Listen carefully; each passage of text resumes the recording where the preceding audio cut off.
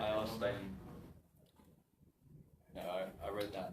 I thought Group 2 was pretty good. There was one member of the team who Right, should we make a start? Attention. Yes. This is why we need the gap. Yeah. Exactly. Thank you everyone for coming to this, the fifth event this year of the War of Marxist Society. This week we have Jack giving a lead off on Trump and the New World Disorder. So I'll speak for about half an hour? About half an hour. Half an hour or so, yeah, and then we'll bring it to questions and contributions and things for the rest of our session. So, yeah, I'll time you. Awesome. So go ahead. Okay, so hello everyone. I'm Jack. I'm the treasurer of the War of Marxist Society. I have been around for what is approaching 2 years now, and as you may remember, around 2 years ago was when Donald Trump was elected, and I think everyone remembers where they were when Donald Trump was elected, when the announcement was made. It's almost like my generation's equivalent of 9/11. Everyone remembers where they were, and my story was that I was at a Marxist Society social. We were having a sleepover in one of our comrades' houses, who unfortunately is not part of the society anymore. He's graduated now, actually. But we were at his house. We were staying up all night watching, I believe it was the Young Turks on YouTube, one of these like liberal YouTube channels that was live streaming their thoughts throughout it. And as the night went on, I got increasingly more and more tired, and eventually I fell asleep. And I fell asleep. When I did so, the predictions were approximately, I think it was 60% Hillary Clinton victory, 40% Trump victory. This was the prediction. I went asleep, and a couple of hours later, this had changed to 90% Trump and 10% Clinton over the course of only a couple of hours. And I think this is very telling that no one was able to predict his victory, and liberals are still very unable to understand why he won. And this is there are accusations of Russian hacking, of election fraud, of anything they can think of, really. And this is because they do not understand why he won, and they also do not understand what he is. And I'm hoping to answer these questions and roughly go in chronological order. First, I'll talk about how he came to power. What sort of society could elect such a madman? He is, after all, racist, sexist, homophobic, transphobic, xenophobic, Islamophobic billionaire with nothing in common with most of the population, and clearly cares nothing for them. I could really go on with those labels. There aren't really many that don't describe him. So the reasons for Trump's victory, to understand this, you have to go back to the birth of capitalism. But I will skip forwards because otherwise we'll be here all day. And I'll skip forwards to 2008, the financial crash, the credit crunch. This being the deepest and largest scale capitalist crisis capitalism has ever seen in its history. And there has been, in the following decade up until now, there's been absolutely no sign of any sort of recovery. And any reports of the so-called recovery are in very isolated conditions, or they are extremely gradual. And there has certainly been no increase in the living standards of the working class since then in the 10 years following. Instead, what the working class has seen is 10 years of austerity and 10 years of economic, political and social austerity. You just need to look outside to see this with, for example, Brexit. And Trump is, after all, instability on two legs. There is a feedback loop here, so this instability has caused more instability when it goes in this direction. He is just a symptom of the capitalist crisis. And in America, we have seen deindustrialization on the scale in certain regions in the South, similar to that in the UK under Thatcher. And there has been no increase in the real wages of workers since the 1970s. The working class has simply had enough of the status quo. They have a very strong disdain, well, everyone has a very strong disdain to the current status quo. And you only need to, again, look around. You have, for example, Brexit, you have the election of the Mexican president, who's very similar to Corbyn. You have the very recent Brazilian president, Corbyn, the AFD, Mélenchon, Bernie Sanders, Trump. I really could go on. And what all of these have in common, obviously none of their politics is in common. These organisations and people are either very left-wing or very right-wing. What they do have in common, however, is an anti-establishment vibe, anti-establishment rhetoric. And people just want anything but the current status quo. The crisis is forcing people to draw more radical conclusions, both, unfortunately, both leftward radical conclusions and rightward radical conclusions. So traditionally in America, the political system has been dominated by the two bourgeois parties, the Democrats and Republicans. And from our perspective, from a Marxist perspective, these two parties are almost identical. They are the left and right roots of capitalism, is nothing more than that. So the American working class there was a desperation for change, and this was presented to them in two different forms, radically different forms at that. Donald Trump and Bernie Sanders. And you can see that it is a disdain for the status quo, because according to some polls, a fifth of Bernie Sanders supporters went on to vote for Trump, despite the fact they are so radically different. However, the Democratic Party couldn't allow Bernie Sanders to run. After all, they are just a bourgeois party, and Bernie Sanders goes directly against the interests of the bourgeoisie, so the Democratic Party employed bureaucratic measures to have him removed. But imagine if Bernie Sanders had run. The campaign that we saw from all sides against Trump, even Fox News was calling Trump an idiot and a madman. This campaign from all sides would have been multiplied 100-fold against Bernie Sanders, because he is a much greater threat to the ruling class in America. Yeah, much more so than Donald Trump, because whilst Donald Trump is extremely unstable, Bernie Sanders goes directly against the interests of the ruling class.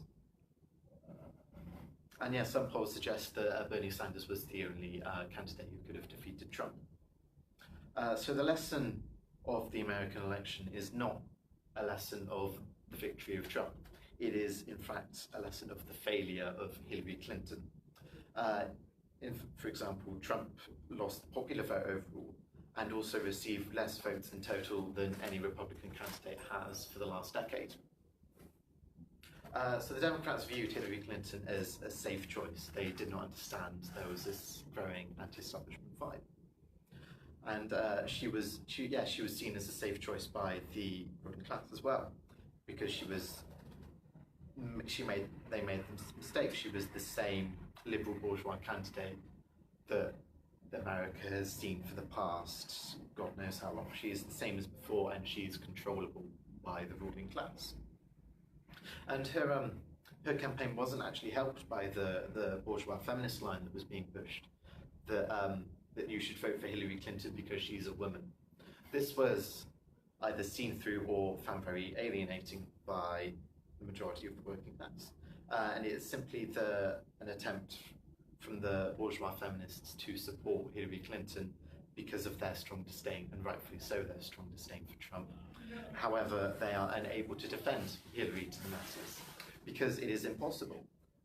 Hillary Clinton does what a good politician should do, and defends the interests of the ruling class, but does not, in doing so, does not appeal to the working class.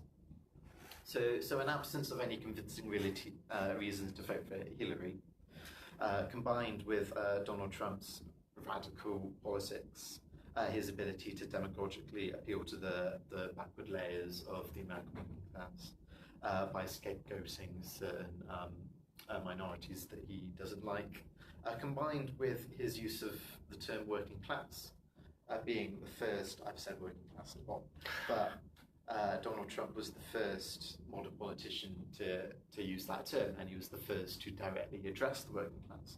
Not even Not even Bernie Sanders directly addressed the working class. Yeah, not even Bernie Sanders used the term working class or directly addressed them. And this is, there tends to be more of, politicians tend to address more the middle class for reasons of the American dream. They want to convince people that it's still or ever was a reality, that this dream that everyone is middle class, and this idea that is just completely false, but is a nice idea for politicians to push. And if they convince voters that it's a reality, they're more likely to get the vote. But however, yeah, so this is good for if you are fairly working class, fairly comfortable. But if you are, say, in more backward layer of society, you're, say, maybe more southern, not very educated, you're working class and you work very hard for not much pay, then you're not going to identify with any of these messages. So if you are one of these people, all of a sudden, for decades, you've had politicians ignoring your issues, not addressing you directly, and all of a sudden Trump comes along. He addresses you directly and gives a solution to the problems you've been facing. Granted, it's a completely false solution, and it is one of his demagogic populism. So yeah, combining all these facts, Donald Trump wins, and yeah, election night comes along, Donald Trump wins, and you have an outcry that this is the birth of fascism in America. And I know Callum has recently done a talk about fascism, so I'll try to keep it focused on Trump. Yeah, so you can see naively why you would call Trump a fascist. He has a lot of the symptoms of fascism in common with him. So, for example, he's a demagogue. He demagogically appeals. 10 minutes. Okay. There's a strong vilification of outsiders, and yeah, he puts forward. He projects a false victimhood upon his supporters. You know, you've got this. All of your problems are because this other group of population is oppressing you. Very similar to how Hitler said that all of Germany's problems were because of the Jews. However, this is not enough on its own to justify calling him a fascist. They are simply circumstantial. And fascism has a Marxist, a very scientific meaning, describing a precise class phenomenon, and is not simply something that should be used to describe any cause that you don't like, no matter how damaging it is. So the most recent example is the Brazilian president, whose name I don't know off the top of my head. Yeah, left, right, and centre, you have any sort of left-wing group calling him a fascist. However, this is not the case for similar reasons. I won't talk about that too long. Yeah, so no matter how damaging this movement is, the word fascism should be used in a scientific meaning, because if you don't do that, you run the risk of devaluing the word. You are crying wolf almost, and you also spread a misinformation and a misunderstanding of what fascism is and what Marxist theory says about fascism. And when theory breaks down, you can come to all sorts of ridiculous conclusions, and a lot of Marxist academics do the exact same thing. Yeah, and also a lot of the petty bourgeois activists who plague university campuses, not mentioning any names, they do exactly the same thing. They call Trump a fascist, they call Le Pen a fascist, they call Farage, Putin, AfD, all of these people are fascists simply because they do not like them. And whilst they are very damaging, the word fascism should be reserved for actual fascist movements and when this very scientific phenomenon occurs. So you have the more academic types, sometimes the academic Marxists, understand this, that Trump is not a fascist. However, instead of calling him a fascist, they make up new terms such as proto-fascism, neo-fascism, post-fascism, so on and so on. And these are equally flawed perspectives, and they are very undialectical in their approach and do not understand what fascism is and how it comes along.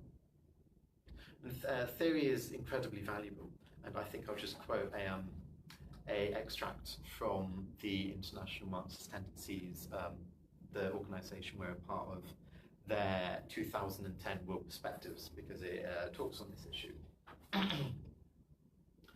Only after failed revolutionary movements, when the bourgeoisie felt threatened, did they revert to fascism, whose role was to completely atomise the working class.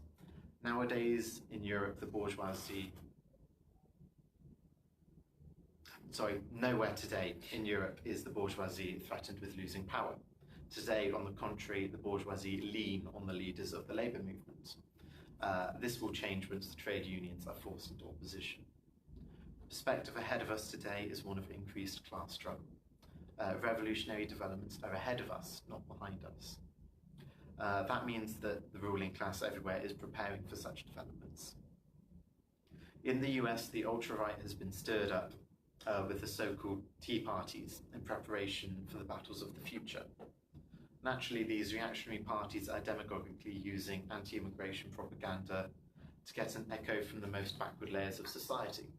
To some extent, this suits the purposes of the ruling class, which is always interested in dividing the workers on national lines. But the bourgeoisie cannot do without the immigrants, who provide them with a cheap source of labour.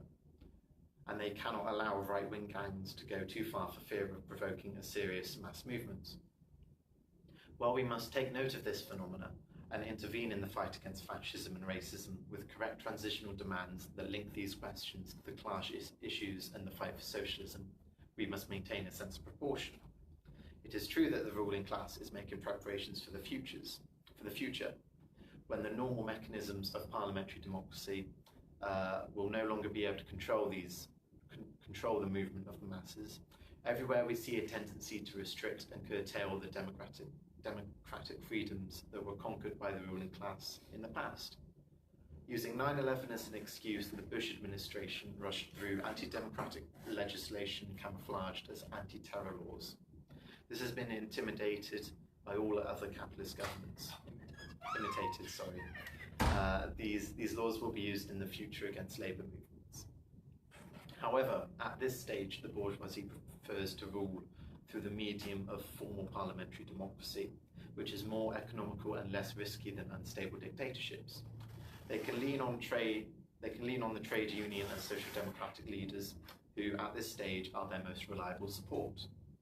At this point in time, they need the mass reformist organisations. In fact, they could not last long if these props were withdrawn. The ruling class, therefore, does not need to destroy workers' organisations, even if they were able to do so. However, that can change. As the crisis deepens, pressure on the reformist leaders will increase to break with the bourgeoisie. Trotsky pointed out that there is an organic tendency for the tops of unions to fuse with the bourgeois state, and that this tendency manifests, and we see this tendency manifested repeatedly. But in order to maintain their alliance with the union leaders, the bourgeois must give them some concessions to offer to the workers. This is now virtually impossible. At a certain stage, the union leaders will be compelled to go further. First to semi-oppositional, then to open opposition. They will be forced to put themselves at the head of the workers in the struggle, or else lose their positions and be replaced by others. When the ruling class sees that it can no longer use the unions as guard dogs, they will turn against the unions and their leaders. Under conditions of crisis, the bourgeois will eventually draw the conclusion: there is too much disorder, too much chaos, too many strikes and demonstrations. They will attempt to move in the direction of reaction, but this is not an immediate perspective.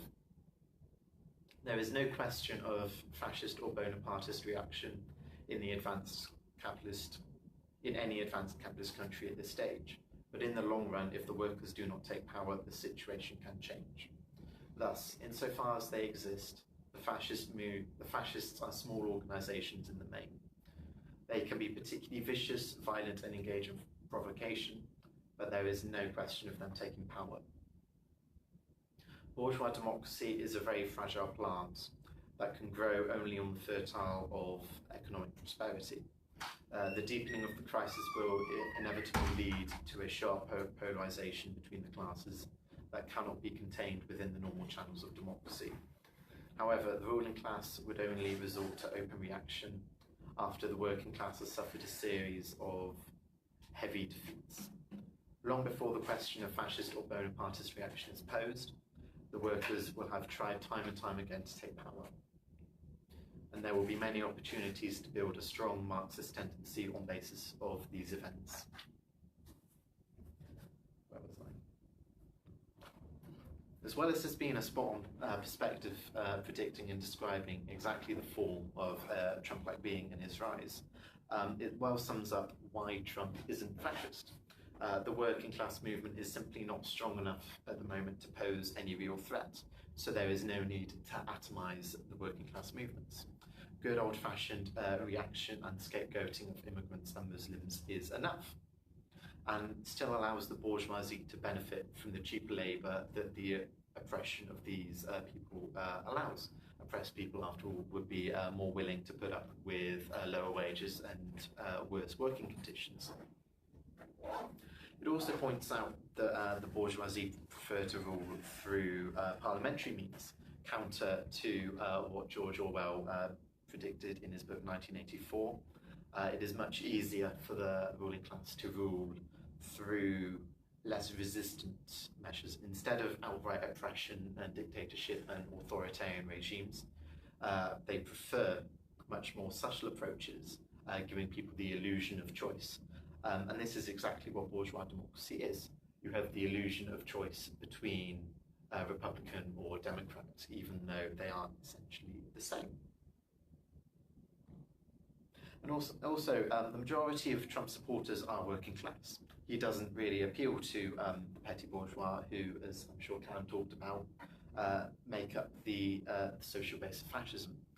These people find Trump too reactionary. He is too strong on immigrants, etc. For example, banning all immigrants from certain countries, that is too far for the petty bourgeois and bourgeois classes to benefit from the immigration. But this is not to say that, I'm not saying that this won't change as the crisis deepens.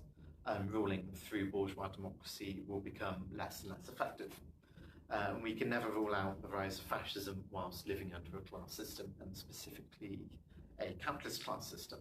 After all, it's something that is inherent to capitalism. However, fascism will not materialize through Trump.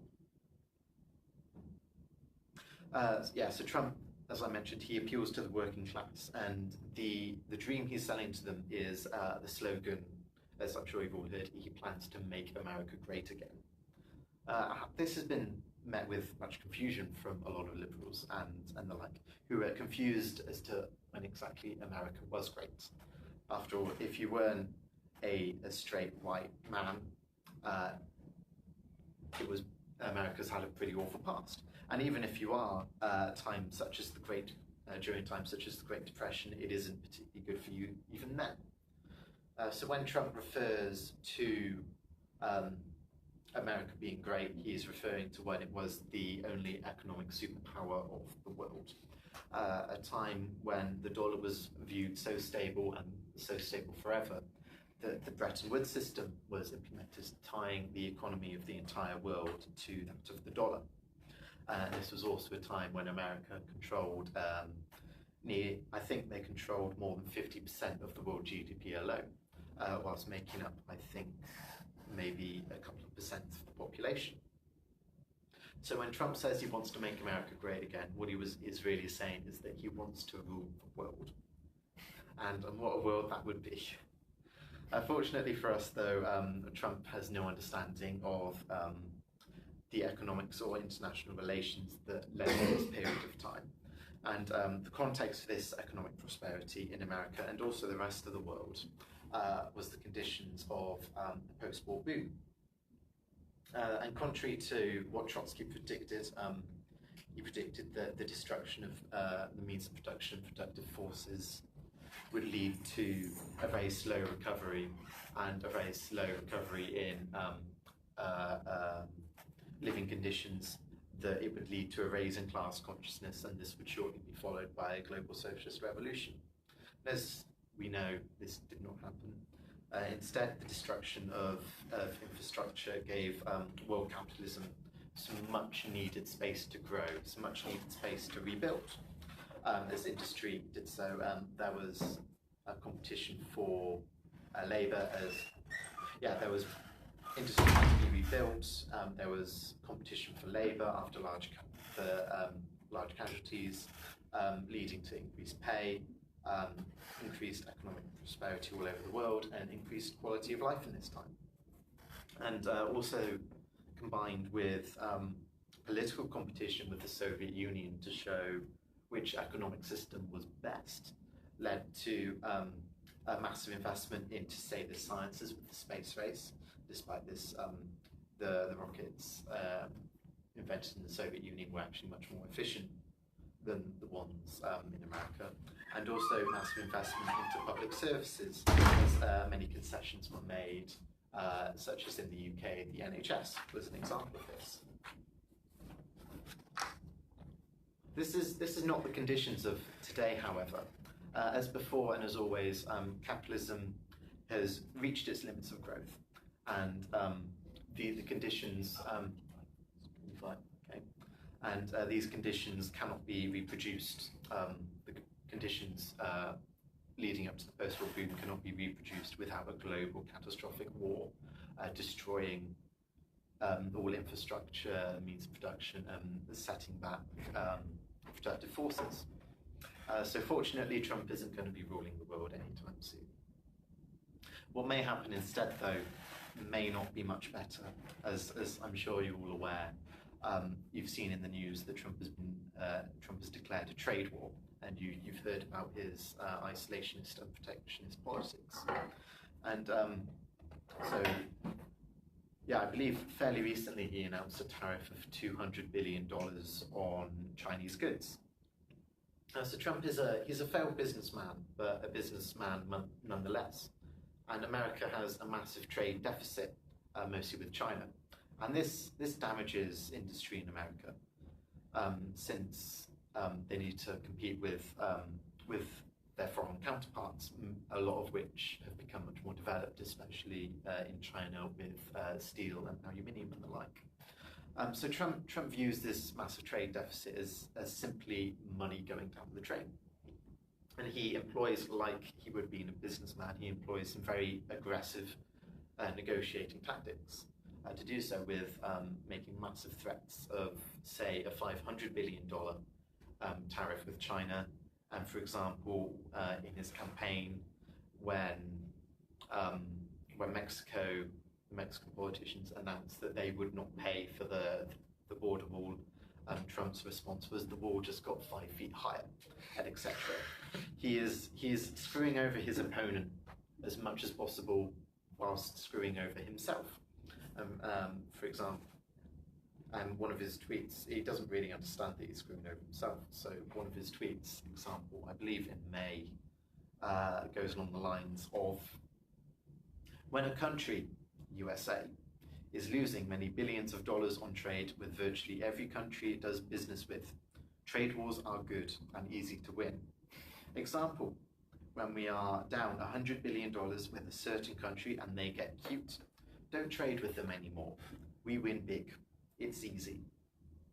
And since then, Trump has gone through with this and set tariffs of 25% on imported steel, 10% on aluminium, etc., etc., mostly aimed at the Chinese market, who are much more efficient with their steel and aluminium production. And Trump's hope is that by doing this, by screwing over the foreign capitalists, he is helping American capitalists stay productive and develop local industry. So in other words, he intends to export unemployment. He says that, in one of his speeches, he said that he is putting America first, and that hasn't happened in a lot of decades. We are taking care of ourselves for a change. And in that same speech, he said, a globalist is a person that wants the globe to do well, frankly not caring about our country so much. And you know what? We can't have that. You know, they have a word. It sort of became old-fashioned. It's called a nationalist. And they say, really, we're not supposed to use that word. You know what I am? I'm a nationalist, okay? I'm a nationalist. So this has led to retaliations from all over the world, and specifically China has set high tariffs on traditional American goods, including orange juice, peanut butter, bourbon whiskey, and Harley Davidsons.